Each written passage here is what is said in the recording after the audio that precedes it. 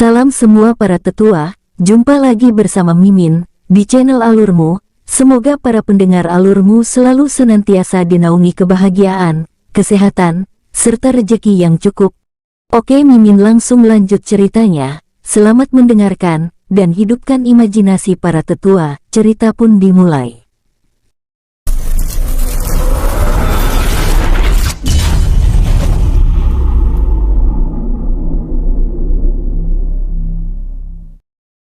Di sekitar Gunung Hitam, tampak penjagaan yang begitu ketat. Setiap 2 menit berlalu tampak pasukan dengan tombak perak datang silih berganti. Sungguh penjagaan yang luar biasa, ucap King Ruo. Gunung Hitam adalah markas utama Sekte Langit Kegelapan.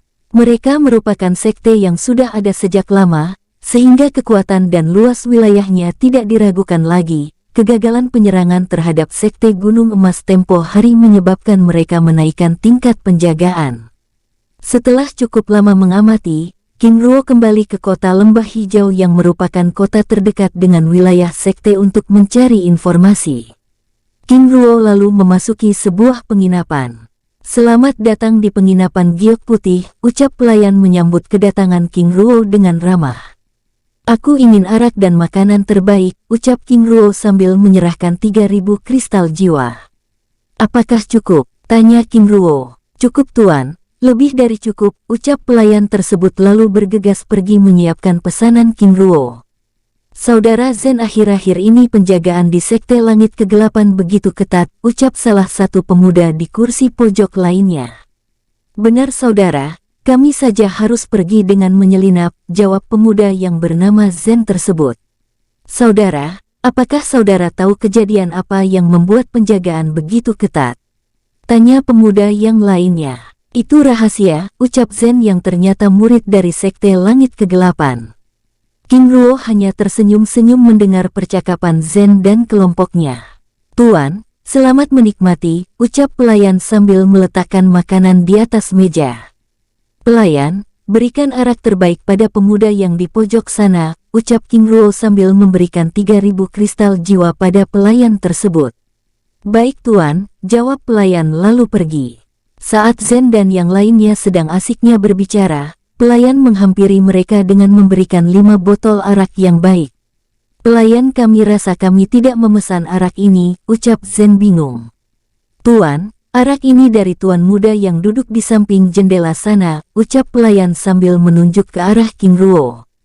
"Hahaha, baiklah, sampaikan terima kasihku padanya," ucap Zen senang lalu mengambil arak. Setelah selesai menikmati makanannya, King Ruo lalu berpura-pura hendak keluar dari penginapan tersebut. "Tuan muda," panggil Zen bergegas menghentikan langkahnya. "Ya, ada apa tuan?" jawab King Ruo pura-pura bertanya. "Hahaha, tuan muda, sebelumnya terima kasih atas araknya," ucap Zen dengan ramah. "Hahaha, itu tidak perlu dibicarakan," ucap King Ruo dengan ramah. "Tuan muda, boleh kita berbicara sebentar?" tanya Zen. "Ya tentu, karena saat ini aku sedang tidak terburu-buru," balas King Ruo. "Tuan muda, perkenalkan nama saya Zen," ucapnya ramah. "Hahaha, saudara Zen, aku King," ucap King Ruo memperkenalkan dirinya. "Hahaha, saudara King, sepertinya Anda tidak dari kota ini," ucap Zen menyelidik. "Hahaha, saudara Zen, benar. Aku dari wilayah barat. Aku hanya seorang pengembara yang kebetulan lewat wilayah ini," ucap King Ruo. "Hahaha, itu sangat luar biasa. Seorang pengembara dari barat. Pasti saudara King kultivator tingkat tinggi, karena hanya seorang kultivator tingkat tinggi yang dapat melewati kabut biru. Selain itu aku juga tidak dapat melihat tingkat kultivasi saudara King," ucap Zen. "Saudara Zen, Anda hanya melebih-lebihkan. Bagaimana mungkin aku seorang kultivator tingkat tinggi? Usiaku masih sangat muda dan minim pengalaman," ucap King Ruo merendah. "Hahaha, saudara King, jika demikian berarti saudara bukan dari murid sekte lainnya." "Benar saudara, aku seorang pengembara. Menjadi murid sekte hanya akan menyulitkan ruang gerakku yang menyukai kebebasan," ucap King Ruo berbohong. "Hahaha, saudara King, jika saudara menjadi murid sekte kami, saudara masih dapat bebas melakukan kegiatan saudara, ucap Zen. Mata King Ruo bersinar. Benarkah? Jika demikian saudara Zen berasal dari sekte mana? Tanya King Ruo pura-pura terlihat penasaran. Hahaha, aku murid utama sekte langit kegelapan, ucapnya sombong. Apa? Saudara Zen murid utama sekte langit kegelapan. Hahaha. Maaf Tuan Kultivator, hamba memiliki mata tapi tidak melihat betapa besar gunung di hadapanku, ucap King Ruo merendah. Jika Tuan Zen yang menjanjikan demikian, maka aku bersedia mengikuti Tuan Zen, ucap King Ruo senang. Hahaha, Saudara King, tetap panggil aku Saudara Zen, dan ini akan menjadi luar biasa, ucapnya bangga.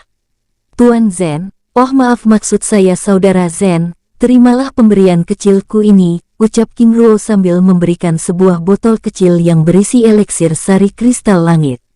Hahaha, Saudara King sangat bermurah hati, jika demikian, aku akan menerimanya, ucap Zen sambil mengambil pemberian tersebut. Saat dirinya membuka botol tersebut dan mencium aromanya, seketika itu matanya terbelalak. Saudara King, ini sangat luar biasa. Terima kasih Saudara King, ucapnya senang. Hahaha, aku senang jika Saudara Zen juga senang, ucap King Ruo. Baiklah, sebelum gelap kita akan kembali ke sekte. Tapi sebelum itu kita akan bersenang-senang terlebih dahulu, ucapnya lalu membawa King Ruo bergabung kembali ke mejanya. Tuan-tuan kultivator sekalian, sebagai salam perkenalan, silahkan tuan-tuan memesan apa saja yang tuan sekalian suka, aku, King yang akan membayar semuanya, ucap King Ruo dengan sangat senang.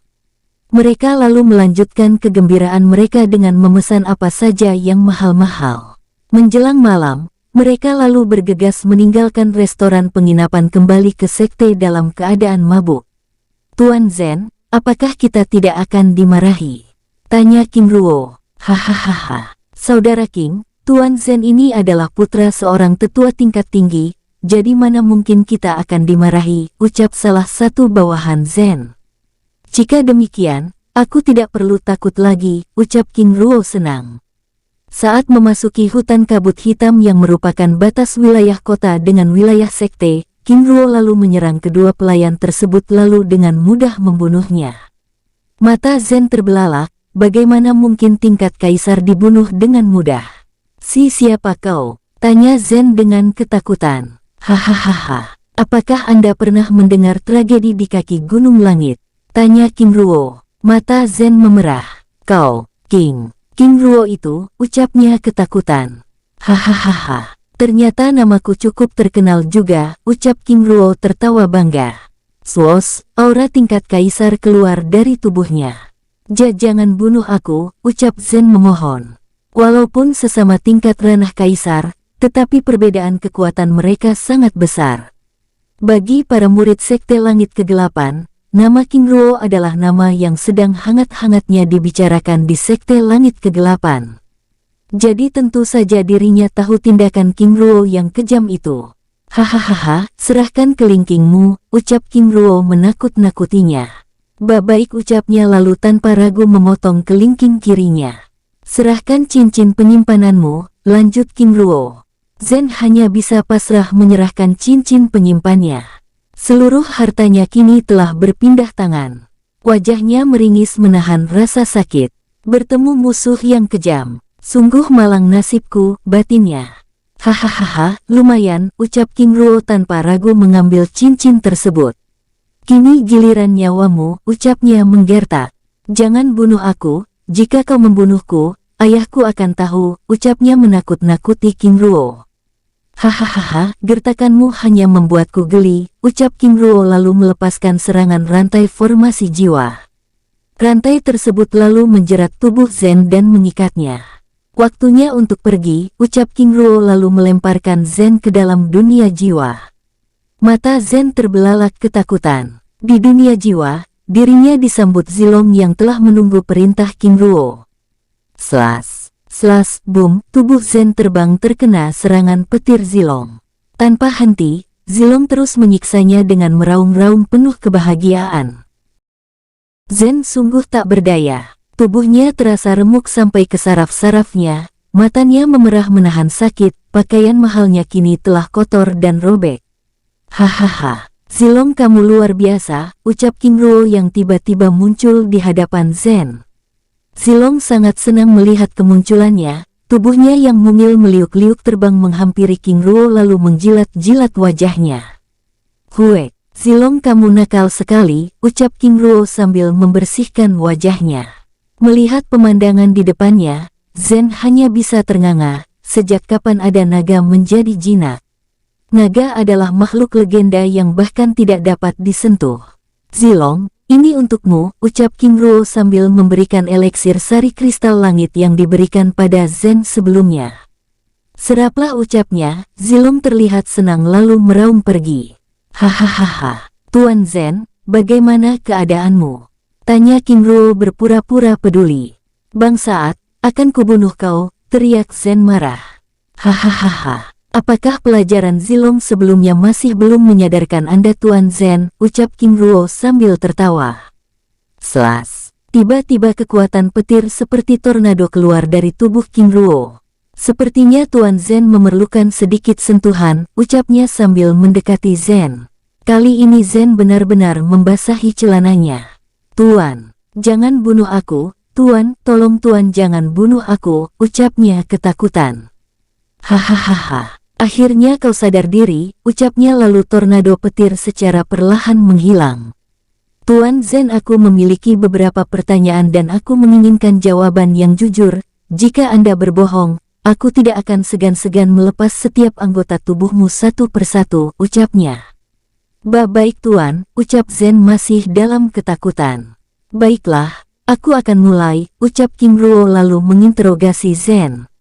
Setelah cukup lama, jika demikian, nikmati hari-harimu, ucapnya lalu keluar dari dunia jiwa. King Ruo menggunakan mantra formasi fisik untuk mengubah tampilannya, mulai dari wajah, aura dan suara sama seperti Zen lalu perlahan memasuki area sekte langit kegelapan. Siapa di sana? Berhenti! Teriak seorang penjaga dengan keras. Para murid yang lain lalu berkumpul mendekat. Ketika mereka melihat wajah Zen, para murid menjadi ciut. Oh, Tuan Muda Zen, maafkan aku, ucap penjaga tersebut lalu undur diri. King Ruo yang menyamar menjadi Zen hanya tersenyum mengangguk lalu terus memasuki sekte menuju aula informasi sekte. Di aula tersebut King Ruo mulai membaca semua catatan yang ada untuk mencari kebenaran dari informasi yang diterima dari Zen sebelumnya. Senior Zen, ucap para gadis menyapa saat melihat Zen sedang sibuk membaca. Zen palsu tersebut hanya tersenyum dan menganggukkan kepalanya. Salah satu dari murid perempuan tersebut menghampiri King Ruo lalu berbisik. Senior Zen, Anda semakin tampan, ucapnya dengan tersenyum genit.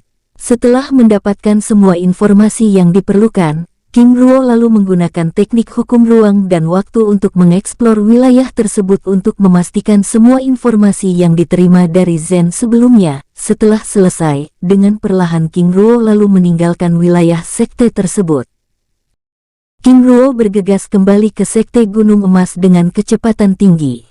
Tampilannya kini telah berubah ke wajahnya yang asli, dengan menggunakan teknik hukum ruang dan waktu, jarak tempuh yang seharusnya 2 hari kini hanya menjadi 1 hari. Saat tiba di sekte hari sudah pagi. Tanpa menunda, King Ruo langsung menuju aula Istana Puncak. Di Istana Puncak, telah hadir semua petinggi sekte mulai dari patriark, para wakil pemimpin, para tetua, Zheng Li dan Lin Feng. Patriark, King Ruo menghadap, ucap seorang penjaga melaporkan. Suruh masuk, ucap Molin. Saat memasuki aula, King Ruo terkejut dengan pemandangan tersebut. Matanya terus mencari keberadaan King Ruyue. King Ruo, laporkan hasil penyelidikanmu, ucap Lin Feng. Baik tetua, ucap King Ruo yang masih penasaran dengan suasana di aula tersebut. King Ruo lalu menceritakan hasil perjalanannya dengan detail lalu mengakhiri laporannya. Patriark dan semua orang di aula itu terbelalak takjub dengan informasi yang diberikan oleh King Ruo. Sangat terperinci, mulai dari jumlah murid, jumlah tetua, patriark serta mantra perlindungan yang digunakan oleh sekte langit kegelapan. Hahaha, ini luar biasa. Sudah dapat dipastikan, serangan ini adalah awal dari pertunjukan yang akan menyenangkan, ucap patriark tersebut. Lin Feng memandang King Ruo yang terlihat masih penasaran. King Ruo, ada berita baru. Tetua Agung King Ruyue telah naik tingkat. Mata King Ruo bersinar mendengar kabar tersebut, hatinya juga turut berbahagia lalu beranjak pergi. Setelah King Ruo pergi, para petinggi sekte lalu melanjutkan pembicaraan mereka. King Ruo lalu bergegas ke istana puncak Tetua Agung. Saat dirinya tiba, King Ruyue juga baru keluar dari kultivasinya. Melihat King Ruo tiba, King Ruyue segera bergegas menyambut kedatangan cucunya. Ruo akhirnya kamu datang, ucapnya senang. Nenek selamat atas keberhasilannya, ucap King Ruo senang. Hahaha, cucu nenek yang luar biasa. Terima kasih, ucapnya tulus sambil memeluk cucu kesayangannya dengan hangat. Jika bukan karena buah abadi yang diberikan oleh King Ruo tempo hari, dirinya tidak akan mungkin naik tingkat. Kini kekuatannya lebih tinggi dari Patriark Mo Lin, yaitu sebagai dewa bumi tingkat menengah. Kultivasinya yang sempat macet selama puluhan tahun akhirnya berhasil naik. Dari tingkat dewa biasa melesat ke tingkat dewa bumi tingkat menengah. Selain itu, masih banyak buah-buahan dan item berharga yang diberikan oleh King Ruo sehingga memungkinkan dirinya akan terus naik tingkat selanjutnya. Saat ini dirinya hanya perlu memperbaiki pondasi kultivasinya sebelum secara bertahap naik ke tingkat selanjutnya. Nenek, apakah saudara Helong dan Hielong sudah tahu? Tanya King Ruo. Ruo mereka berdua belum tahu karena nenek baru saja menerobos tadi malam, jawab King Ruyue lembut. Nenek beristirahatlah dulu, aku juga akan beristirahat, ucap King Ruo lalu pergi. Dan singkat cerita, menjelang siang, duong, lonceng bergema dari lapangan aula bela diri. Tidak beberapa lama, semua orang mulai berdatangan untuk berkumpul. Swos, Lin Feng muncul di langit. Besok akan ada penghormatan Dewa Bumi, mohon kerjasama semua orang mempersiapkan acara itu, ucapnya bergema ke seluruh gunung. Para murid sangat antusias. Kembali wajah sekte mereka diliputi kegembiraan. Walaupun masih penasaran siapa yang menjadi Dewa Bumi, mereka tetap semangat untuk mempersiapkan acara tersebut. Di sebuah halaman sederhana, King Helong dan King Hielong sedang fokus menyerap eliksir sari kristal langit untuk mengejar ketertinggalan mereka atas King Ruo. Bush. King Helong menerobos ke tingkat Raja Puncak lalu diikuti King Hielong.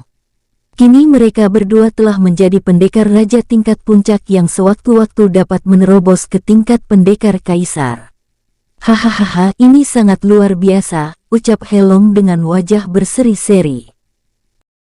Dalam hal sumber daya, kedua saudara kembar tersebut disokong oleh King Ruo. Masing-masing dari mereka menerima 3 juta kristal jiwa dan beberapa item langka yang diperoleh King Ruo dari dunia reruntuhan kuno. Selain itu mereka juga masing-masing menerima pedang emas yang merupakan artefak tingkat spiritual. Di puncak Gunung Utara, ada apa? Tanya Meng Tian pada putrinya yang terlihat sedang melamun.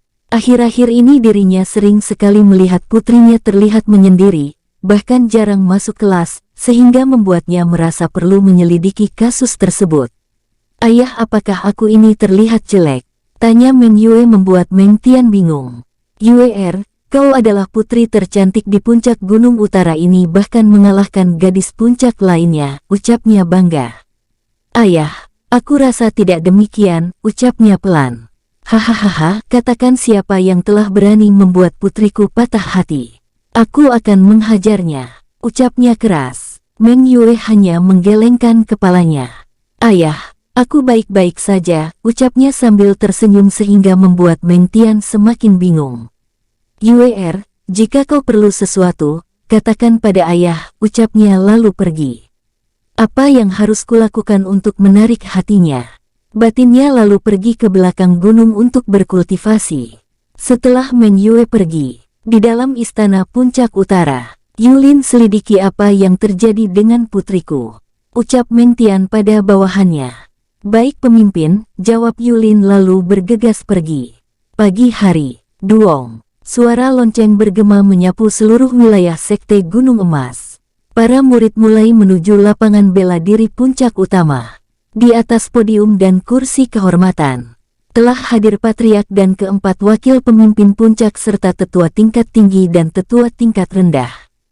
Para murid terus berdatangan seperti gerombolan lebah mencari madu. Hahaha, pemimpin Anda terlihat luar biasa, ucap Mo yang menyapa King Ruo. Satu persatu anggota Liga Raja Wali Perak berkumpul. Helong dan Hielong juga tampak luar biasa.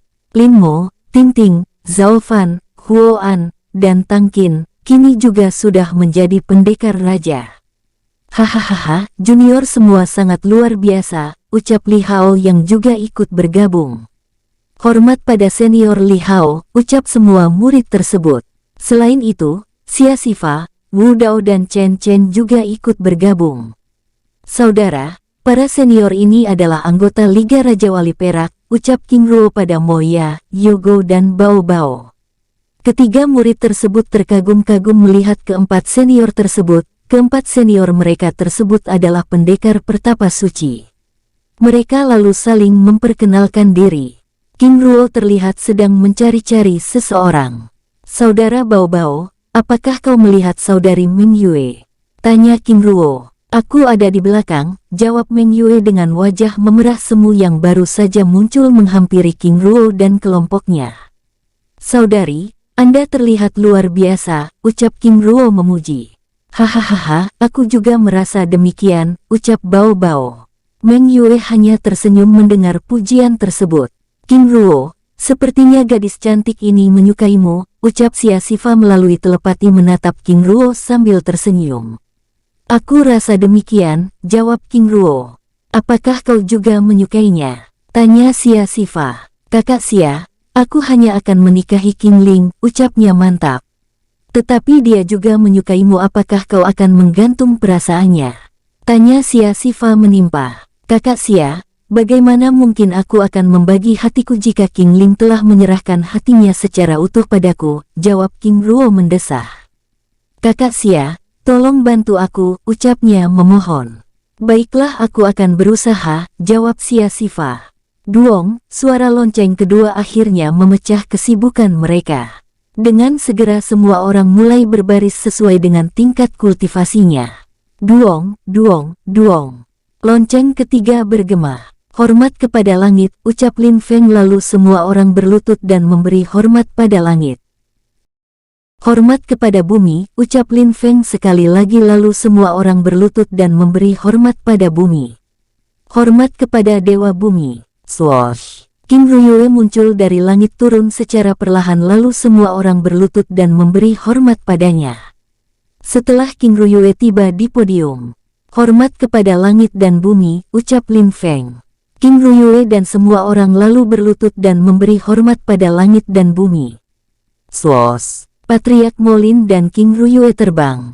Bus. Kekuatan aura dewa bumi menyapu seluruh pegunungan puncak membuat hati semua murid bergolak. Semangat mereka dipacu pada tingkat yang lebih tinggi. Selamat kepada Tetua Agung King Ruo, ucap Patriark Molin lalu diikuti semua orang.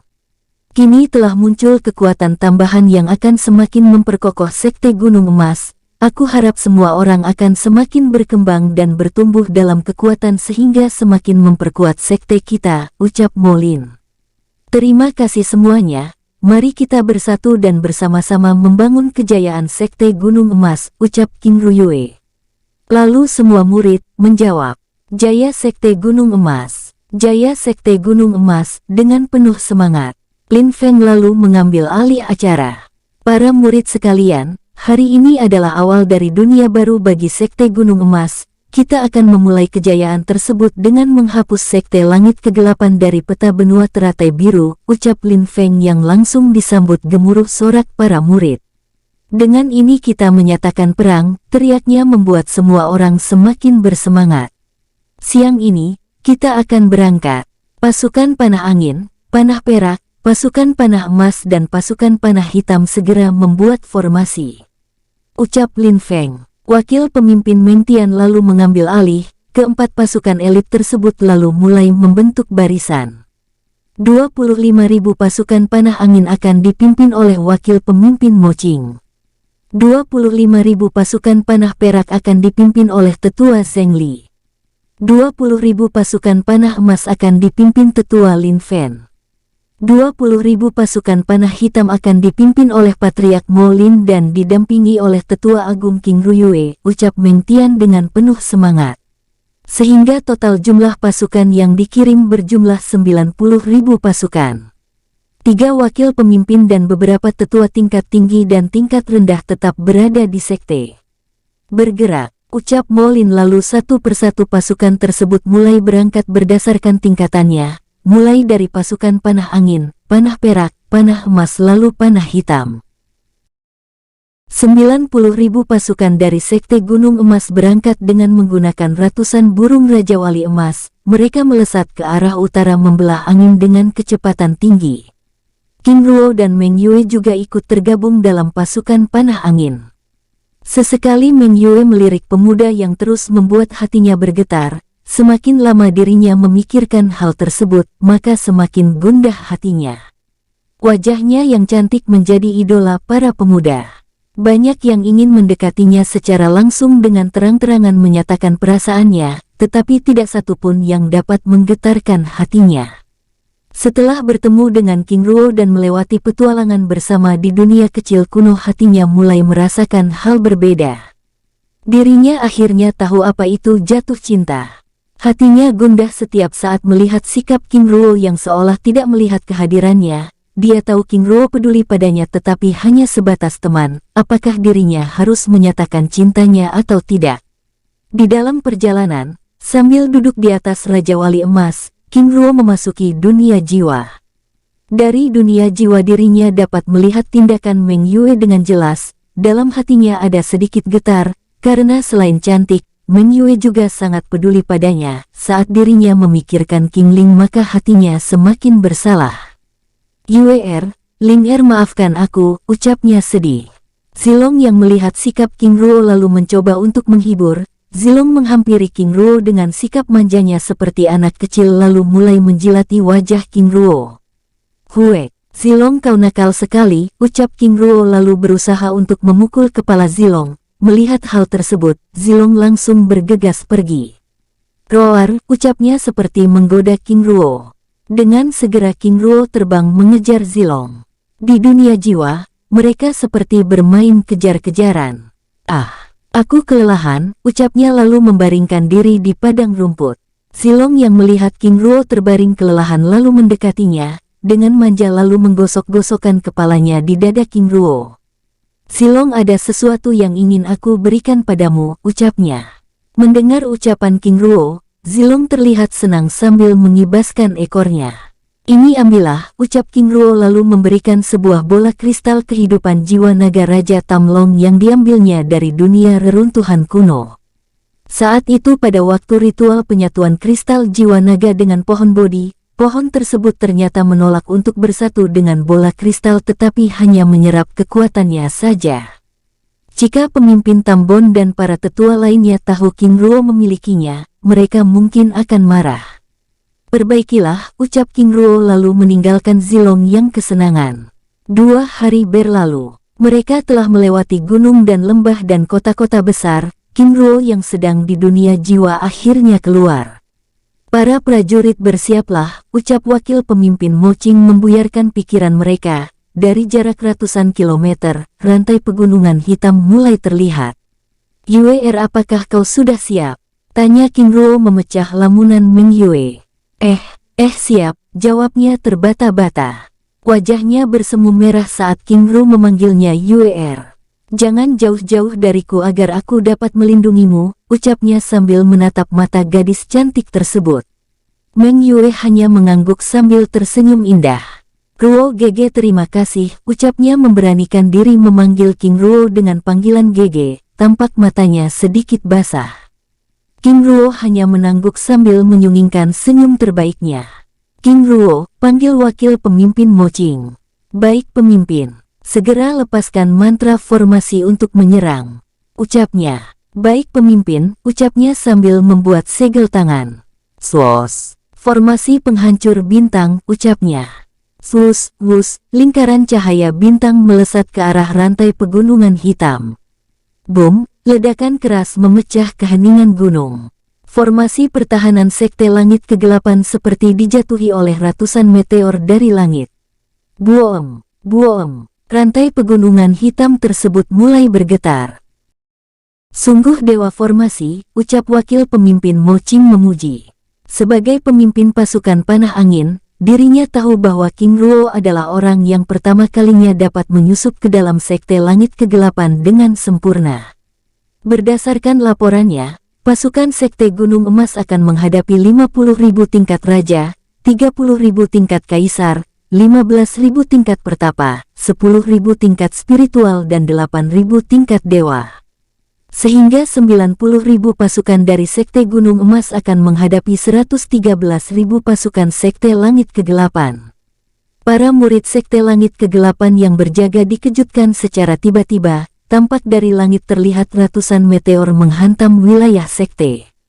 Di aula istana, Patriark dan para petinggi Sekte dikejutkan dengan ledakan keras tersebut. Seseorang telah mematahkan formasi perlindungan, ucap tetua Zhen Hui.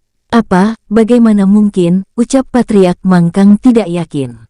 Mantra formasi pelindung bumi adalah formasi yang sudah tidak diragukan lagi, tapi bagaimana mungkin dengan mudah dipatahkan, ucap tetua Agung Kibang bingung.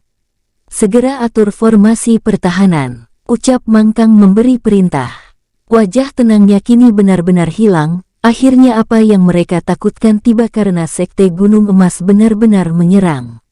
Di atas langit Sekte, tiba-tiba muncul 90.000 pasukan Sekte Gunung Emas bergerak seperti lebah sehingga membuat gelap wilayah tersebut. Mangkang keluarlah, teriak Molin dengan keras. Suaranya menggema di seluruh gunung sehingga dapat didengar oleh seluruh murid. Dalam hitungan ketiga jika tidak keluar, maka aku akan mulai menghancurkan tempat ini, ucap King Ruyue menimpali. 1, 2, ti. Sus, sus. Mangkang, Kibang, Zhen Hui dan para tetua lainnya keluar. Hahaha, Mangkang, hari ini kami akan menghapus nama Sekte Langit Kegelapan di benua teratai biru, katakan sesuatu sebelum kami melakukannya, ucap King Ruyue dengan keras. Hahaha, Sekte Gunung Emas sungguh berani dan bernyali. Apakah kalian pikir dengan mudah dapat memusnahkan kami, pasukan keluar, ucap Mangkang dengan keras. Sus, sus. Pasukan dari Sekte Langit Kegelapan muncul satu persatu. Ini adalah wilayah kami, kalian sungguh mencari mati, ucap Kibang sombong. Hahaha, pasukan kalian hanya membuatku geli. Mangkang, jumlah pasukan dan kekuatan kalian sudah kami ketahui, sangat sesuai dengan laporan mata-mata kami, kalian hanya menang jumlah tapi kalah dalam kualitas. Tidak hanya itu, formasi mantra pelindung bumi ternyata dapat dihancurkan dengan mudah oleh tingkat kaisar kami, ucap Molin tertawa dengan keras. Apa, yang menghancurkan formasi mantra kita ternyata hanya seorang tingkat kaisar, ucap Kibang terkejut. Swos. King Ruo muncul di samping Molin. Kamu, pemuda itu, ucap para tetua yang pernah datang di Gunung Langit. Hahaha. Aku King Ruo merasa terhormat karena para tetua masih mengingatku, ucap King Ruo sambil tersenyum. Wajah para tetua itu berubah masam. Tidak hanya itu, para murid tingkat raja yang dipermalukan sebelumnya juga merasa kemarahan yang meledak-ledak di hatinya. Para tetua dari Sekte Langit Kegelapan tentu mereka pernah mendengar sepak terjangnya. Mulai dari bertarung melawan Lao Qing, memotong kelingking para murid, hingga menjarah cincin penyimpanan para murid sehingga dapat disimpulkan King Ruo lah pemicu perang tersebut.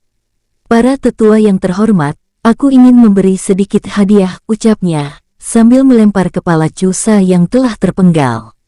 Ini adalah bukti bahwa kualitas kalian sangat rendah, bahkan murid kami dengan mudah membunuhnya, ucap Lin Feng memprovokasi.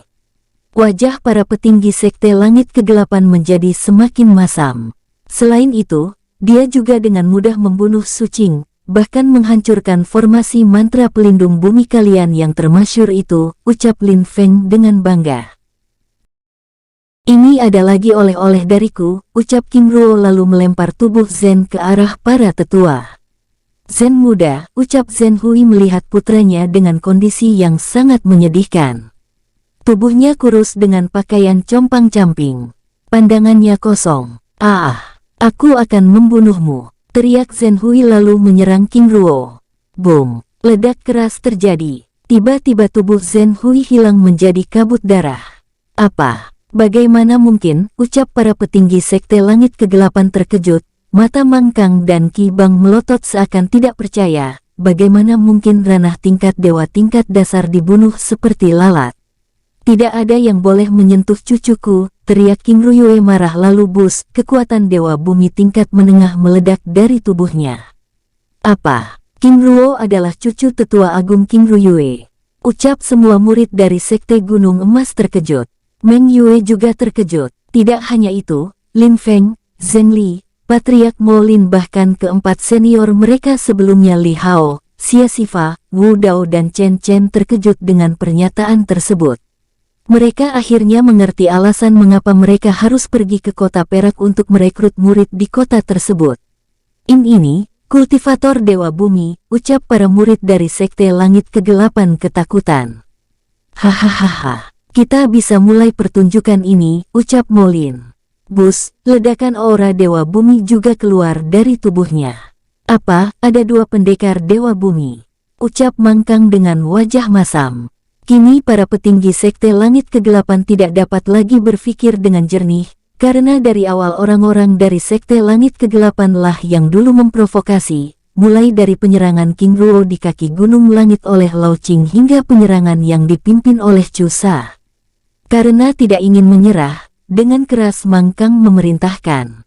Perang, teriaknya keras. Seketika kekacauan terjadi. Perang pun dimulai. Ledakan demi ledakan terdengar bersahut-sahutan. Langit dan tanah di pegunungan hitam menjadi medan perang terbuka. Para murid berperang sesuai dengan tingkat kultivasinya. Boom, boom. Ledakan terus bergema yang menggetarkan rantai pegunungan kegelapan. Karena menang dalam kualitas, satu persatu para murid dari Sekte Langit Kegelapan dengan mudah dijatuhkan. Di bawah, mayat para murid mulai memenuhi wilayah tersebut. Di sisi Meng Yue, King Ruo bertarung dengan gila. Hal ini karena teknik kultivasi jiwa dewanya berlawanan dengan kekuatan kegelapan sehingga dorongan menumpas kekuatan gelap sangatlah kuat. Apa yang terjadi? Ucap para penduduk kota terdekat saat mendengar ledakan tanpa henti dari arah Gunung Kegelapan. Setelah cukup lama, akhirnya suara ledakan berhenti. Kirim prajurit untuk menyelidiki, ucap para pemimpin kota dari kota sekitar yang dekat dengan wilayah Gunung Kegelapan.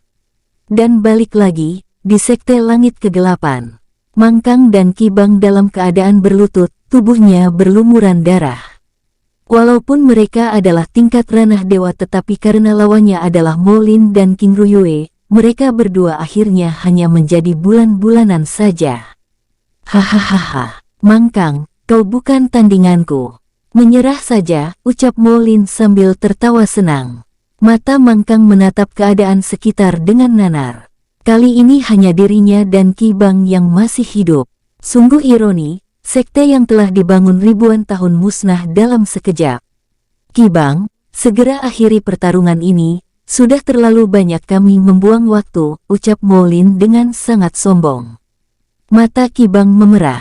Tubuhnya gemetar karena kelelahan. Dirinya berusaha berdiri dengan pedang yang masih tergenggam erat di tangannya. Pedang penghancur langit, teriaknya lalu menyerang Mo Lin. Pukulan penghapus kegelapan, ucap Mo Lin tenang. Boom! Serangan itu beradu lalu meledakkan tubuh Qi Bang menjadi kabut darah. Melihat hal itu, Mang Kang juga melakukan hal yang sama. Dirinya menggunakan kekuatan penuhnya yang tersisa menyerang King Ruyue. Cakar iblis, ucapnya lalu melesat ke arah King Ruyue. Petir surga, ucap King Ruyue tenang lalu membuat tamparan keras pada serangan Mang Kang. Boom! Mang Kang berubah menjadi kabut darah. Hore, teriak para murid kegirangan saat melihat dua pemimpin Sekte Langit Kegelapan dihancurkan. Para murid, kumpulkan semua sumber daya yang dapat diambil, ucap King Ruyue memberi perintah. Para murid lalu mulai menjarah seluruh gunung, mereka mengumpulkan seluruh sumber daya yang dapat diambil, Selain itu, sebagian dari mereka juga mengurus para murid yang mati dan yang terluka. Kini hanya tertinggal King Ruo, Meng Yue, Li Hao dan kelompoknya. Zheng Li dan Lin Feng bahkan masih menunggu murid yang masih mencari sumber daya. Ruo bagaimana keadaanmu? Tanya King Ruo dengan lembut. Nenek aku baik-baik saja, jawab King Ruo senang. Hahaha, sungguh cantik. Apakah kamu putri wakil pemimpin Meng Tian? Tanya King Ruo sambil menatap Meng Yue yang terlihat malu-malu di samping King Ruo. Hormat pada tetua agung, ucap Meng Yue sambil menangkupkan tangannya dengan hormat. Hahaha, baiklah, baiklah. Lanjutkan kegiatan kalian, ucapnya. Lin Feng, aku akan kembali, aku serahkan semua pekerjaan ini padamu, ucap Mo Lin. Baik Patriark, jawab Lin Feng. Dari jauh, prajurit dari berbagai kota terdekat datang ke wilayah Gunung Hitam untuk menyelidiki dan memastikan peristiwa apa yang telah terjadi. Mereka semua dikejutkan dengan pemandangan yang ada di depan mereka. Keadaan Sekte Langit Kegelapan benar-benar kacau, tumpukan mayat para murid bergelimpangan. Selain itu, seluruh bangunan terbakar dan diratakan dengan tanah. Di atas puncak gunung utama, tampak bendera putih bergambar gunung emas yang dilingkari naga ungu berkibar dengan tegak. Di Sekte Gunung Emas, perjamuan besar-besaran diadakan di Sekte Gunung Emas selama 3 hari 3 malam. Semua murid bergembira, mereka disuguhi dengan berbagai makanan dan minuman. Di aula istana puncak, para petinggi sekte yang mengadakan perjamuan satu persatu didatangi oleh sekte-sekte besar lainnya. Mereka datang silih berganti untuk mengucapkan selamat atas kemenangan yang telah diraih oleh Sekte Gunung Emas, serta memberikan berbagai item langka sebagai pemberian berharga. Ada Sekte Cahaya Abadi, Sekte Cahaya Bintang dan Sekte Cahaya Ilahi, serta sekte tingkat menengah dan sekte kecil lainnya. Di tempat lain, berita pemusnahan Sekte Langit Kegelapan menyebar dengan cepat. Banyak sekte besar yang merasa tidak percaya dengan berita tersebut mendatangi Sekte Langit Kegelapan untuk memastikan berita tersebut. Di puncak pegunungan kegelapan, mereka hanya menemukan tumpukan mayat dan bendera yang terkibar dengan tegak. Ini benar-benar pemusnahan yang sebenarnya, ucap para tetua yang mendatangi tempat tersebut. Balik lagi ke Sekte Gunung Emas tetua alurmu. Di dalam kamar King Ruo sedang masuk ke dalam dunia jiwanya, dirinya fokus menyerap kristal naga untuk naik tingkat. Pesta kemenangan yang dirayakan oleh sekte tidak mempengaruhinya. Aku harus naik tingkat dengan cepat. Dan singkat cerita, 10 hari kemudian, swoosh, cahaya emas keluar dari tubuhnya. Hahaha, akhirnya aku berhasil menerobos ke tingkat pertapa, ucap King Ruo dengan sangat senang. Tiba-tiba, Zilong juga ikut keluar dari kultivasinya. Ayah, ucapnya sambil meliuk-liuk gembira. Apa, ayah, ucap King Ruo terkejut dan bingung. Bagaimana mungkin Zilong memanggilnya dengan sebutan ayah, setelah berpikir beberapa saat. Kamu bisa berbicara Zilong? Tanya King Ruo heran. Ayah, aku akan menjelaskannya, ucap Zilong. Setelah menjelaskannya, akhirnya King Ruo mengerti. Hahaha, baiklah aku mengerti, ucap King Ruo sambil membelai kepala naga ungu itu dengan lembut. Zilong, perbaiki pondasi kultivasimu, ucapnya sambil memberikan jutaan kristal jiwa pada Zilong. Baik ayah, ucapnya dengan suara anak kecil yang penurut. Haha, aku telah memiliki putra, ucap King Ruo tertawa keras. Baiklah waktunya keluar, ucapnya meninggalkan dunia jiwa. Saat King Ruo keluar dari ruangannya, di halaman telah berkumpul semua anggota Liga Raja Wali Perak. Selamat kepada pemimpin, ucap mereka bersamaan dengan senang. Terima kasih semuanya, balasnya sambil menangkupkan kedua tangannya. Saudara semuanya, maaf karena harus menunda pertemuan kita sebelumnya, ucap King Ruo merasa bersalah. Seharusnya pertemuan tersebut dilakukan 1 minggu yang lalu, tetapi karena King Ruo berusaha menerobos, maka pertemuan tersebut tertunda. Sebagai permintaan maafku, terimalah sedikit pemberianku ini, ucapnya sambil memberikan masing-masing 3 buah abadi yang berbeda pada setiap orang. Ada buah apel emas, persik abadi, dan anggur bumi abadi. Semua orang terkejut takjub. Saudara Ruo, terima kasih, ucap mereka dengan senang. Baiklah, kita akan mulai membicarakan perkembangan Liga Raja Wali Perak, ucap King Ruo mulai serius. Pembicaraan panjang mereka berlanjut hingga malam dan diakhiri dengan minum arak bersama. Waktu berlalu, suasana sekte terlihat tenang, para murid mulai menjalankan rutinitas mereka seperti biasa. Di dunia jiwa, mata King Ruo menerawang menatap Zilong yang terbang ke sana kemari. Sudah setahun lebih, ucapnya mendesah. Ayah, apa yang sedang ayah pikirkan? Tanya Zilong sambil menghampiri King Ruo. Zilong, ayah sedang memikirkan ibumu, ucapnya sambil mendesah mengusap lembut kepala naga kecil tersebut. Ayah, bagaimana kalau kita mengunjungi ibu, ucap Zilong sambil menatap King Ruo penuh harap. Tapi pekerjaan ayah belum selesai Zilong, tunggu 1 minggu lagi, ucapnya pelan. Baik ayah, ucap Zilong bersemangat. King Ruo lalu menemui King Helong dan King Hielong untuk menyerahkan seluruh urusan Liga Raja Wali Perak kepada mereka. Saudara Ruo, serahkan semua padaku, aku akan berusaha bekerja sebaik mungkin, ucap King Hielong. Jika demikian aku percayakan tugas ini pada kalian, ucapnya lalu beranjak pergi menuju istana puncak. Nenek, aku akan mengambil misi ke wilayah barat, ucap King Ruo memulai pembicaraannya. Apakah kau akan pergi sendiri? Tanya King Ruyue. Ya nenek, aku akan pergi sendiri. Ruo, lalu bagaimana dengan gadis cantik itu, apakah kau akan meninggalkannya? Tanya King Ruyue. Nenek, sebenarnya misi yang kuambil saat ini juga ingin menjemput tunanganku di Klan Tian, ucap King Ruo lalu menceritakan segalanya pada King Ruyue. Mata King Ruyue berbinar. Baiklah, jaga dirimu. Nenek percaya kamu akan baik-baik saja, ucapnya sambil memeluk cucu kesayangannya dengan hangat. Tetapi ingatlah, jangan lupa kembali bersamanya, ucapnya lembut. Baik nenek. Ruo, hati-hati, ucapnya sekali lagi. Baik nenek, jawab King Ruo lalu menghilang. Kau terlalu tampan nak, ucapnya mendesah, dirinya merasa senang dan sedih secara bersamaan. Senang karena banyak yang menyukai cucunya tetapi sedih dengan keadaan tunangan cucunya, terlebih memikirkan bagaimana perasaan Meng Yue. Pagi harinya King Ruo melesat ke arah barat, dengan kekuatan tingkat pertapa, kecepatannya kini semakin luar biasa. Setelah terbang selama 1 minggu, pagi harinya King Ruo singgah di kota bambu hitam lalu bergegas mencari penginapan. Selamat datang di penginapan bambu emas, ucap pelayan ramah. King Ruo segera memesan kamar terbaik untuk beristirahat selama 2 hari. Mari tuan, ucap pelayan tersebut membawa King Ruo ke kamarnya. Pelayan, aku ingin beristirahat jadi aku tidak ingin diganggu dengan hal-hal yang tidak penting, ucapnya memberitahu pelayan tersebut.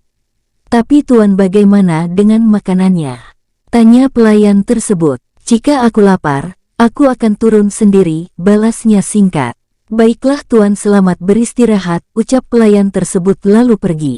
King Ruo merebahkan tubuhnya lalu memasuki dunia jiwa. Ayah, kita ada di mana sekarang? Tanya Zilong menyambut kemunculan King Ruo di dunia jiwa. Kita ada di kota bambu emas, jawabnya. Oh, ayah, pohon-pohon abadi yang ayah tanam sudah tumbuh dengan subur, ucap Zilong melapor dengan gembira. Benarkah? Ayah, mari kita lihat, ucap Zilong dengan penuh semangat. Baiklah, ucap King Ruo segera bergegas mengikuti Zilong. Ayah, lihat, ucap Zilong. Mata King Ruo bersinar. Tampak pohon tersebut tumbuh dengan subur, ada pohon persik abadi, anggur bumi abadi, apel emas, dan pohon bodi. Saat melihat pohon-pohon tersebut, King Ruo berpikir, akan menunggu waktu yang lama jika dirinya ingin mengambil buahnya, sedangkan buah-buahan yang ada sebelumnya tinggal sedikit. Aku ada ide, ucapnya. Zilong, jangan mendekat, ucapnya memberi perintah. Dengan segera dirinya membuat segel tangan. Swos, mantra formasi perputaran ruang dan waktu bergulir secara perlahan melingkupi area pohon buah-buahan abadi tersebut. Ayah, apa itu? Tanya Zilong penasaran. Itu adalah formasi perputaran ruang dan waktu, jadi 100 hari di dunia kita sama dengan 100 tahun di dalam formasi. Saat ini kekuatan ayah masih belum cukup, suatu saat ayah akan menyempurnakan ruang dan waktu dalam formasi tersebut sehingga dirimu dapat memetik buah di dalamnya setiap hari, jawab King Ruo. Zilong, jangan memetik buah di dalam formasi sembarangan. Perhatikan rune bintang yang ada di tengah formasi. Jika rune itu berwarna merah berarti ada badai ruang dan waktu. Kamu tidak boleh masuk, ucap King Ruo menjelaskan. Baik ayah, aku mengerti, jawab Zilong kegirangan. Zilong, ayah ingin beristirahat. Kamu perbaiki kristal ini, ucapnya sambil memberikan 7 butir kristal naga. Baik ayah, jawab Zilong dengan gembira. King Ruo lalu pergi ke hutan bambu emas dan memasuki villa. Di dalam kamarnya, tampak giok jiwa King Ling terus bersinar. Ling tunggu aku, ucapnya lalu merebahkan diri. Di lantai bawah penginapan bambu emas, masuk 2 kelompok yang berbeda. Kelompok pertama menggunakan jubah bergambar pedang, sedangkan kelompok yang lainnya menggunakan jubah bergambar tengkorak hitam. Mengapa ada 2 kelompok aliran hitam di tempat ini? Bisik tamu yang lain saat melihat 2 kelompok tersebut memasuki ruangan. Aku dengar Liga Bayangan akan dihidupkan kembali, ucap tamu yang lain menimpali. Jika demikian berarti kelompok ini akan bergabung. Sepertinya ketenangan kota bambu emas akan terusik, ucap tamu tersebut mendesah. Pelayan, panggil seseorang yang bertindak sebagai pemimpin, memanggil pelayan dengan keras sehingga semua orang yang ada di dalam ruangan tersebut dapat mendengar suaranya dengan jelas. Baik tuan, jawab pelayan tersebut segera menghampirinya dengan ketakutan. Aku ingin makanan dan arak terbaik, ucapnya sombong. Baik tuan, ucap pelayan tersebut lalu bergegas menyiapkan pesanan kelompok tersebut. Saudara Kisong, aku tidak pernah menyangka bahwa pemimpin Nandong dan Cuda akan merekrut pasukan besar-besaran, ucap seorang dari Sekte Pedang Iblis penasaran. Hahaha, saudara Maca, kami hanya menjalankan perintah. Lalu apa tujuan kedua pemimpin? Kami tidak tahu, jawab Kisong. Pemimpin Nandong dan Cuda yang dimaksud oleh 2 kelompok tersebut adalah 2 komandan Liga Bayangan yang selamat dalam perang di Kekaisaran Wei sebelumnya. Setelah 1 tahun berlalu, kedua komandan tersebut lalu mendirikan Liga Bayangan di kota lain. Silahkan tuan, ucap pelayan sambil meletakkan makanan dan arak di atas meja kelompok tersebut. Hahaha, sepertinya kamu cukup cantik. Aku ingin kamu menemaniku, Kisong menarik pelayan tersebut dengan kasar. Jangan tuan. Penginapan kami tidak melakukan hal yang demikian, ucap pelayan tersebut dengan ketakutan. Melihat hal yang demikian, manajer penginapan dengan segera menghampiri kelompok tersebut. Tuan-tuan pendekar, tolong tuan tetap menjaga keamanan dan kenyamanan tempat kami. Jika tuan menginginkan adanya wanita penghibur mungkin tuan bisa mampir ke penginapan Sutra Merah, ucap manajer tersebut. Pak, manajer tersebut mendapat tamparan keras, seketika wajahnya memerah. Aku tidak perlu penjelasan, yang perlu kamu lakukan adalah menyediakan wanita lainnya, ucap Kisong kasar. Semua tamu yang melihat kejadian tersebut satu persatu meninggalkan ruangan. Ayo cepat, teriaknya kasar sambil memukul meja yang ada di sampingnya. Boom! Bunyi ledakan keras mengguncang lantai bawah penginapan sehingga suara ledakan tersebut terdengar di seluruh penginapan. Aish, siapa bangsat ini? Ucap King Ruo kesal karena keributan tersebut mengganggu kultivasinya. Dengan segera dirinya keluar dari kamar turun ke lantai bawah untuk melihat keadaan. Nyonya, apa yang terjadi? Tanya King Ruo pada manajer sambil menatap pelayan yang berada di dalam pelukan Kisong. Mata pelayan tersebut berkedip-kedip ketakutan tanpa bisa berbicara. Tuan, mereka menginginkan wanita penghibur tetapi kami tidak menyediakan jasa yang demikian, ucap manajer tersebut menjelaskan menghampiri King Ruo sambil memegang pipinya yang masih sakit. King Ruo menatap tajam pada Kisong. Coba ini, ucap King Ruo dengan mata berkilat. Aku minta lepaskan pelayan tersebut dan berikan kompensasi yang pantas, lalu silahkan pergilah, karena aku tidak ingin melihat wajah kalian, ucap King Ruo sambil mendekat. Hahaha, sungguh mencari kematian. Pemuda bodoh seperti Anda cukup berani menggertak kami. Aku Kisong komandan ketiga pasukan Liga Bayangan akan meremukan kepala bodohmu itu. Ucapnya sombong. Tuan muda, bagaimana ini? Tanya manajer ketakutan. Nyonya harap tenang, semuanya akan baik-baik saja, ucap King Ruo tenang. Aku sudah memperingati kalian sebelumnya, tetapi kalian anggap itu angin lalu belaka. Kalian sudah mengganggu waktu istirahatku dan merusak tempat ini. Sungguh tidak ada jalan kembali, ucapnya sambil meraih sumpit yang ada di atas meja. Tiba-tiba 10 orang dari kelompok yang menggunakan jubah bergambar pedang satu persatu roboh, tampak di kening mereka satu persatu sumpit telah menancap sangat dalam. Apa? Bagaimana bisa? Ucap Kisong dan Macha terkejut. Mereka bahkan tidak melihat King Ruo bergerak dari tempatnya. Tiba-tiba sekali lagi 10 orang roboh satu persatu. Sungguh berani dan bernyali, kau berani membunuh orang-orangku, kau akan berurusan dengan pemimpin kami, ucap Kisong menggertak.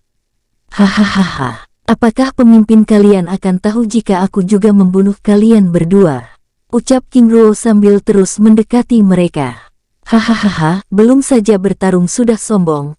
Aku ingin melihat kehebatanmu, ucap Macha lalu melesat menyerang King Ruo. Selas, tiba-tiba dua tangan melayang di udara jatuh ke lantai, buk. Tidak, teriak Macha saat menyadari kedua tangannya telah terpotong. Hahaha, dengan kemampuan yang sangat lemah ingin menyentuhku. Kamu hanya bermimpi, ucap King Ruo sambil mengambil cincin penyimpanan pada tangan yang terpotong. Nyonya ini bagianmu, ucap King Ruo sambil menyerahkan 1 juta kristal jiwa dari dalam cincin tersebut. Tangan manajer tersebut bergetar saat menerima tumpukan kristal jiwa yang diberikan padanya. Tuan muda, ini uang yang sangat banyak, ucapnya takjub. Nyonya ambillah, ini adalah kompensasi yang layak atas kerusakan yang dilakukan oleh bangsat ini, ucap King Ruo lalu melesatkan sumpit yang tersisa di tangannya. Slap. Sumpit tersebut terbenam di dahi Macha lalu roboh. Kisong terdiam. Kakinya kini mulai gemetar saat melihat Macha yang merupakan pendekar tingkat pertapa dengan mudah dilumpuhkan. Sekarang giliranmu, ucap King Ruo sambil mendekati Kisong. Tuan, ampuni hamba yang memiliki mata tetapi tidak melihat, ucap Kisong ketakutan. Hahaha, apakah mental orang-orang dari Liga Bayangan memang seperti ini? Sebelumnya di Kekaisaran Wei, aku juga telah berurusan dengan kelompok kalian. Siapa pemimpin Liga Bayangan sekarang? Tanya King Ruo. Kisong terkejut dengan apa yang diucapkan oleh King Ruo. Pemimpin kami sekarang adalah pemimpin Nandong dan pemimpin Chuda, jawab Kisong ketakutan. Hahaha, ternyata 2 komandan busuk itu belum mati. Baiklah, belum saatnya kamu mati, ucapnya lalu melepaskan rantai penjerat jiwa dan mengunci kekuatan Kisong lalu melempar tubuhnya ke dunia jiwanya. Nyonya, aku ingin beristirahat. Bereskan mayat-mayat ini, ucapnya pada manajer lalu kembali ke kamarnya dengan santai. Baik tuan, ucapnya manajer tersebut dengan mulut ternganga. Setelah beberapa saat, manajer tersadar dari lamunannya. Pelayan segera bersihkan tempat ini, ucap sang manajer. Baik nyonya, jawab para pelayan lalu segera bekerja dengan cepat. Mereka tidak ingin orang banyak melihat mayat-mayat tersebut. Di dunia jiwa, kedatangan Kisong disambut Zilong dengan sambaran petir. Zilong merasa senang karena menemukan mainan baru. Sebelumnya dirinya juga pernah menyiksa Zen dengan sengatan petirnya. Tubuh Kisong terus-menerus mengejang. Terdengar sesekali raungan yang menyakitkan karena sambaran petir tiada henti menyerang tubuhnya. Slos, King Ruo muncul. Zilong, apakah kau ingin membunuhnya? Tanya King Ruo. Ayah, aku hanya ingin menyiksanya saja. Aku tahu pasti dia orang jahat, jawab Zilong menyerocos. Zilong, lihat nyawanya hampir melayang, ucap King Ruo menggelengkan kepalanya. Ayah, maafkan Zilong. Zilong tidak bermaksud, ucapnya sedih. Baiklah, kamu sekarang boleh pergi ke aula Istana Emas untuk beristirahat di sana, ucap King Ruo. Baik ayah, jawab Zilong lalu pergi dengan gembira. Kisong menatap takjub karena di hadapannya, seekor naga ungu berbicara dengan sangat manja pada King Ruo. Tuan Kisong, maaf kelakuan nakal putraku, ucap King Ruo membuyarkan lamunannya. King Ruo lalu menginterogasi Qisong. Setelah mendapat semua informasi, King Ruo lalu pergi keluar dari dunia jiwa. King Ruo lalu meninggalkan penginapan tersebut. Sebelum pergi, King Ruo meninggalkan catatan di atas meja penginapan lalu meletakkan beberapa permata jiwa. Swos. King Ruo lalu melesat ke arah utara menuju markas Liga Bayangan. Dengan merubah wajah dan penampilannya seperti Qisong, King Ruo lalu memasuki markas Liga Bayangan. "Komandan," ucap para prajurit menyapa King Ruo saat memasuki markas. Di dalam aula markas, Nandong dan Chuda sedang serius membahas strategi rahasia. "Salam pemimpin," ucap King Ruo memasuki aula dan bergabung dengan yang lainnya. Matanya terus menyelidiki semua orang di dalam ruangan tersebut. Ada 7 komandan dengan tingkat pertapa termasuk dirinya. Pemimpin Nandong dan Chuda kini telah menjadi pendekar spiritual tingkat menengah. Selain itu ada 2 lagi pendekar tingkat spiritual yang merupakan pemimpin sekte pedang iblis dan sekte persik beracun. "Pemimpin Nandong, pemimpin Miyung memiliki maksud jahat terselubung pada pasukan kita," ucap King Ruo melalui telepati memulai rencananya. Mata Nandong berkilat menatap King Ruo. "Komandan Qisong, bagaimana kau tahu?" ucap Nandong. "Pemimpin, saat aku memasuki markas, aku melihat sekelompok prajurit kita tewas dengan racun," ucap King Ruo mulai menghasut Nandong untuk membunuh Miyung pemimpin sekte persik beracun. "Apakah kau bisa membuktikannya?" tanya Nandong. "Tentu," jawab King Ruo. "Pemimpin, mari ikut aku," ucap King Ruo. "Para pemimpin, aku akan keluar sebentar." "Pemimpin Chuda, lanjutkan pembicaraan kalian," ucap Nandong beranjak pergi sambil diikuti King Ruo. Di luar markas di wilayah selatan, 100 murid dari sekte Liga Bayangan telah terbunuh. Dari mulut mereka keluar busa hitam. "Pemimpin, ini adalah racun persik, siapa lagi yang melakukannya?" ucap King Ruo terus memprovokasi Nandong. "Kurang ajar. Akan kubunuh Miyung keparat itu," ucapnya marah lalu bergegas kembali ke aula markas. "Miyung, serahkan kepalamu," teriak Nandong marah saat memasuki aula lalu mengeluarkan 100 tubuh murid yang telah terbunuh. Mata Miyung terbelalak. "Bagaimana mungkin? Miyung, aku tidak perlu penjelasanmu," ucap Nandong lalu menyerang.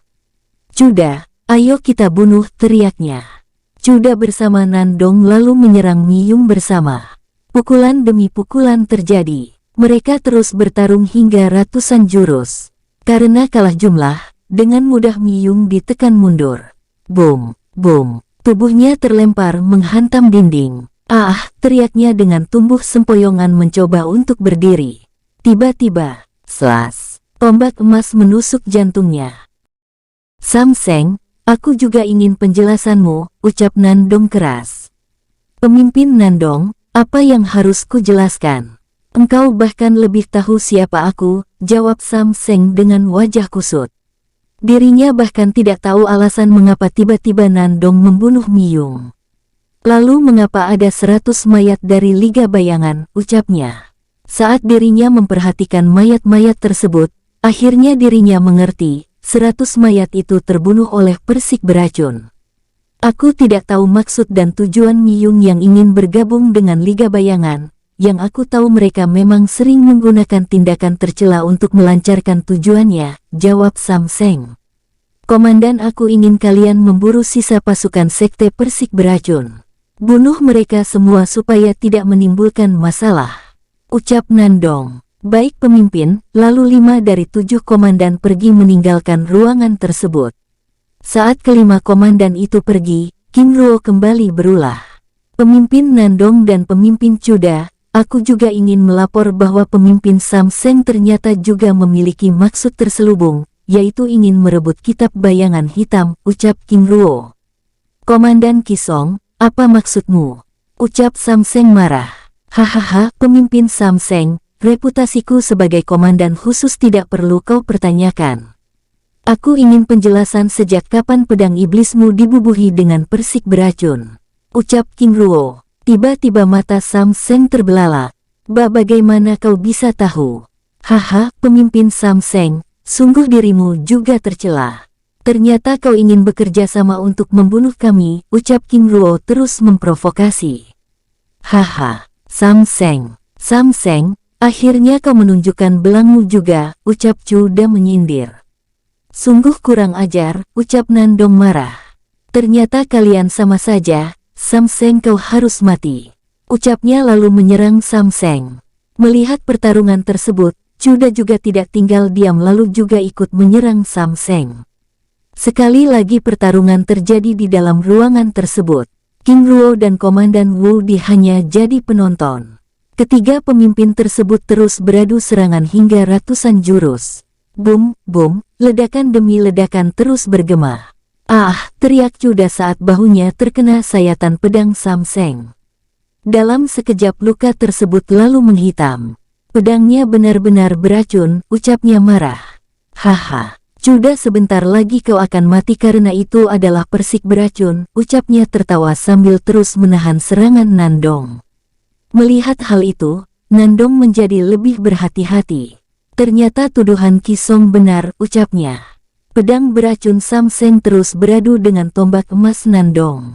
Komandan Kisong, Wudi, ayo serang bersama, ucap Nandong. Dengan segera King Ruo dan Wudi mengepung Sam Seng. Pukulan demi pukulan terus beradu, akhirnya Sam Seng dapat dilukai. Teriak Wu Di terkena sabetan pedang. Haha, kalian semua harus mati. Ucapnya lalu menyerang dengan gila. Slap, tombak emas menancap punggungnya. Teriaknya sebelum roboh. Chuda sedang berusaha memulihkan dirinya melawan racun yang terus menjalar di tubuhnya merasa senang saat melihat Sam Seng dirobohkan. Wu Di mulai berkeringat dingin, karena racun juga sudah mulai menjalar di tubuhnya. Slas, pedang King Ruo menebas lehernya, mata Nandong terbelalak. Kisong, apa yang kau lakukan? Teriak Nandong marah. Pemimpin aku tidak rela melihatnya tersiksa. Apakah pemimpin punya cara untuk menolongnya? Tanya King Ruo. Nandong lalu menyadari tindakan King Ruo benar adanya, karena dirinya juga tidak memiliki penawar racun tersebut. Komandan Kisong, bagaimana dengan pemimpin Chuda? Tanya Nandong saat melihat tubuh Chuda yang mulai berubah hitam.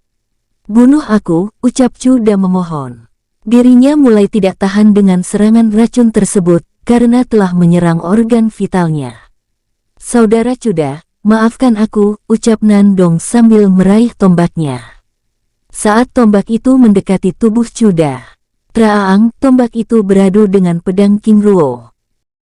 Komandan Kisong, apa yang kau lakukan? Teriak Nandong marah. Hahaha. King Ruo mulai tertawa. Sungguh pemimpin Chuda yang malang, aku ingin melihat bagaimana dirimu mati secara perlahan, ucap King Ruo sambil mengubah tampilan wajahnya, lalu melempar tubuh Kisong yang asli. Kau bangsat. Teriak Nandong marah saat melihat King Ruo.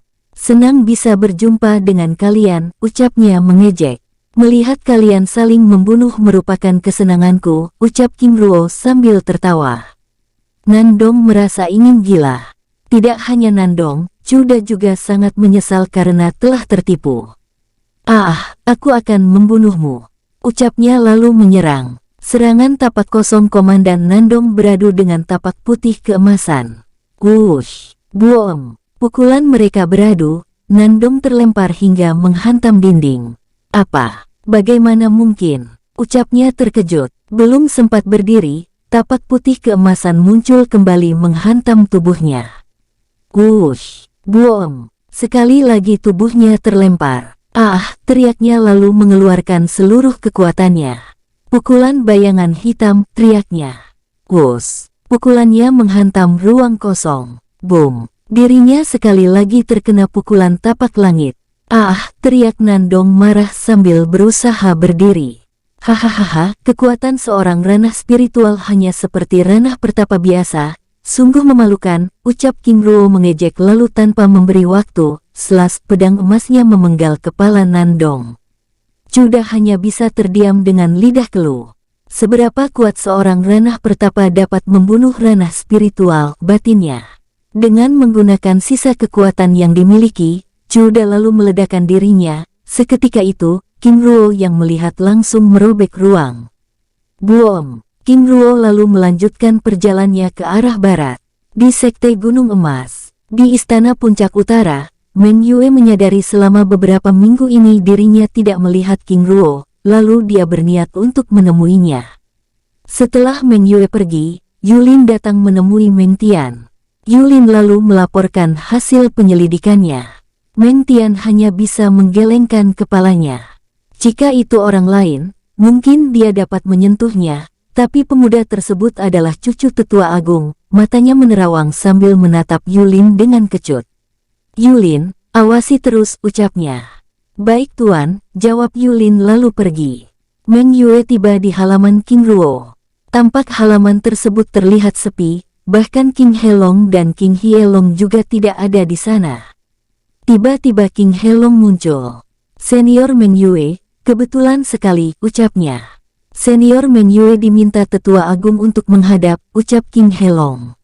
Saudara King Helong, terima kasih, balasnya lalu pergi.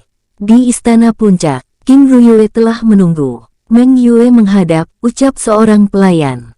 Suruh masuk, ucap King Ruyue. Dengan perlahan Meng Yue memasuki aula istana dengan hati berkecamuk. Mengapa tetua agung ingin menemuinya? Apa yang ingin dilakukannya? Batinnya. Hormat pada tetua agung, ucap Meng Yue dengan hormat. Yue duduklah, ucap King Ruyue lembut. Apa? Tetua agung memanggilku dengan sebutan Yue. Meng Yue membatin. Tidak beberapa lama, wakil pemimpin Meng Tian menghadap, ucap penjaga. Suruh masuk, ucap King Ruyue. Ayah, ucap Meng Yue saat melihat Meng Tian masuk. Yue, kau juga di sini, ucap Meng Tian terkejut. Terima kasih telah datang, ucap King Ruyue dengan ramah. Meng Tian, Yue, maaf sebelumnya, ucap King Ruyue merendah. Tetua agung, ucap Meng Tian lalu berlutut saat King Ruyue meminta maaf. Meng Tian, berdirilah, aku tahu kamu telah melakukan penyelidikan terhadap cucuku, ucap King Ruyue dengan tenang. Tetua agung, mohon pengampunanmu, ucap Meng Tian memohon sekali lagi berlutut. Meng Tian berdirilah, ucapnya tenang.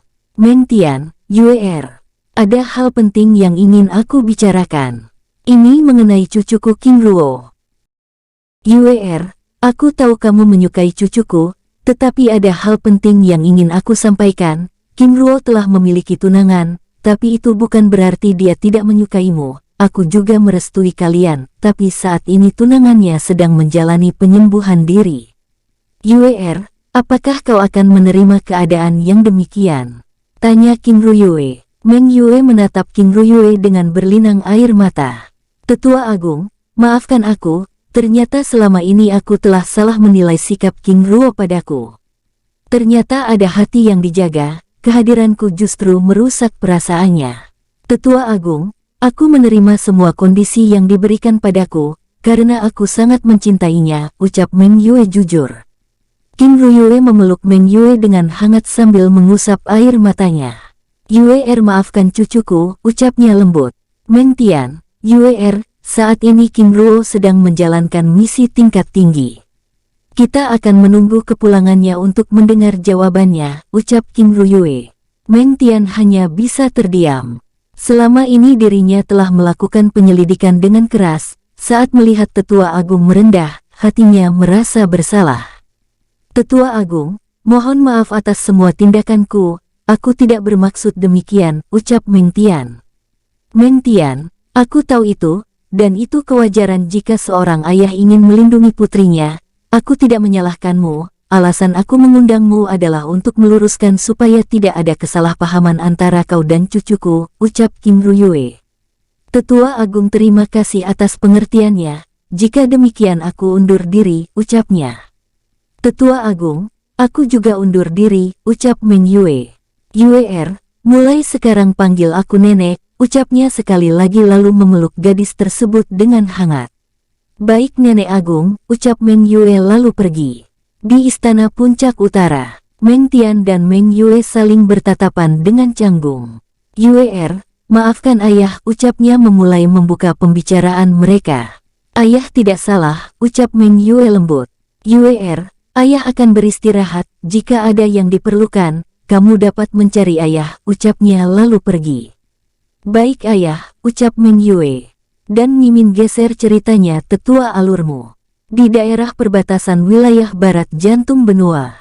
7 hari berlalu King Ruo memasuki wilayah Kekaisaran Bei. Dengan menggunakan kekuatan hukum ruang dan waktu, jarak tempuh yang seharusnya 1 bulan dapat ditempuh dengan singkat. Selama 1 minggu lagi King Ruo terus melakukan penyelidikan dan pengawasan dengan seksama di wilayah Kekaisaran tersebut. Pagi harinya King Ruo memasuki istana Kekaisaran. Saat melihat King Ruo, seorang penjaga segera mendatanginya. Tuan muda, jelaskan maksud dan tujuan kedatangan Anda. Tanya penjaga itu menghampiri. Aku ingin menghadap Yang Mulia Kaisar Ming Chuan, jawab King Ruo sambil menunjukkan surat undangan bertinta emas dari Kekaisaran. Tuan muda, mari ikut saya, ucap penjaga tersebut sambil membawa King Ruo memasuki istana. Bersambung, sampai ketemu di episode selanjutnya. Semoga kalian semua selalu terhibur, dan terima kasih.